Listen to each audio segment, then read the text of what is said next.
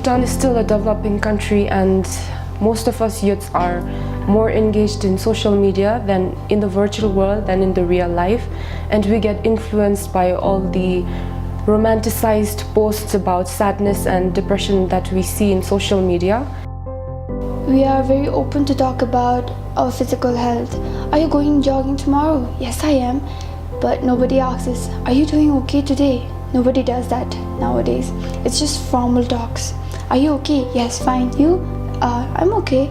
That's it. Nobody wants to get deeper. Are you doing fine? Are you happy? Are you doing okay in your life?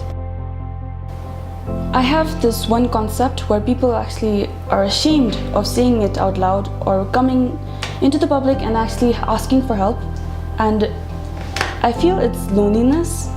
Everyone have that and it's normal, but it's because people judge you in a way that people look down on you and they don't treat you the same. That's why I feel loneliness is one of the main reasons why people actually have depression nowadays. Problems like related to family issues like financial problems, and then there are like divorced parents. They also undergo like drug use. These are some of the emotions or struggles that usually kids at my age don't talk about. They act like they're fine, they act like they're doing okay when they're not in reality. So depression is hard to notice. Like many youths are, they pretend that they laugh, they smile, they fake around. This is also depression because we don't know how they are feeling.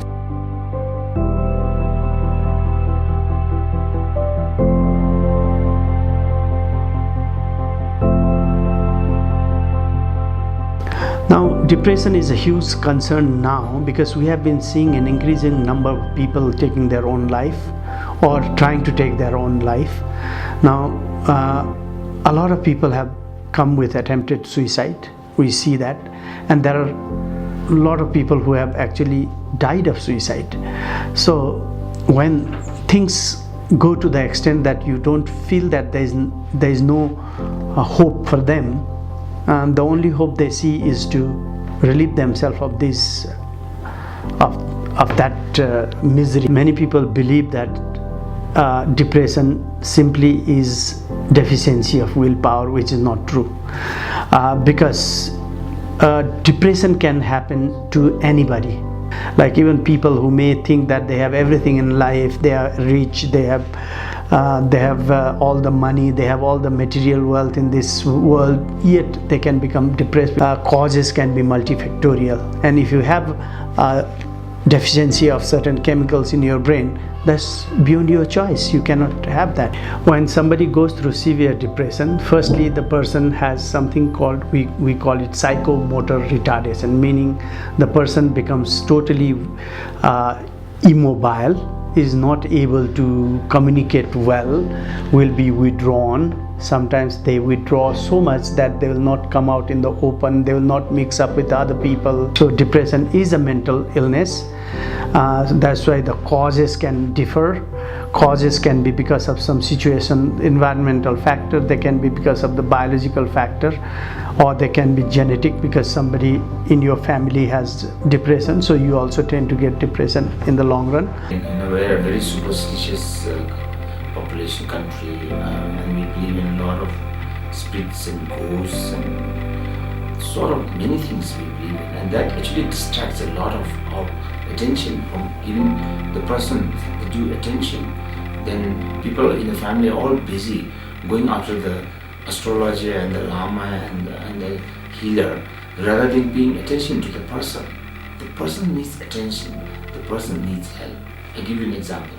Some person is depressed, they want to express these feelings to you, but let's say you say, oh my God, why you are so worried? Yeah, be strong, yeah, eat well, yeah, everything is there.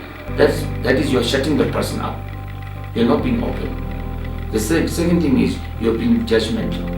The person realizes that this person is not interested in my problem. In Bhutan, today's generation of children are actually not getting, I would say, proper, adequate parenting, because parents are either too busy themselves or they are confused themselves. Parents should engage with child every day, at least for 1 or 2 hours. on a one-to-one talk, not just eating together or seeing a television together, but at least conversing how the day went, whether there are any issues in the school, whether the child has an issue. I think that's the parents, they should know. Children automatically cannot go to parents, and some parents are not accessible at all. The only time when they communicate with the children is when they become angry and then they start shouting or start throwing things. Children get confused. When my parents are always there to create this fear in me. Fear. We create a lot of fear in the child because we don't communicate. Well, young people should not suffer alone. You should seek help. That's all I can say. Go to the hospital. Don't just wait and see if things will go away. Don't go and take drugs or alcohol because it might help you that day, drown your sorrows. But then over time you might actually become dependent on drugs and alcohol as well.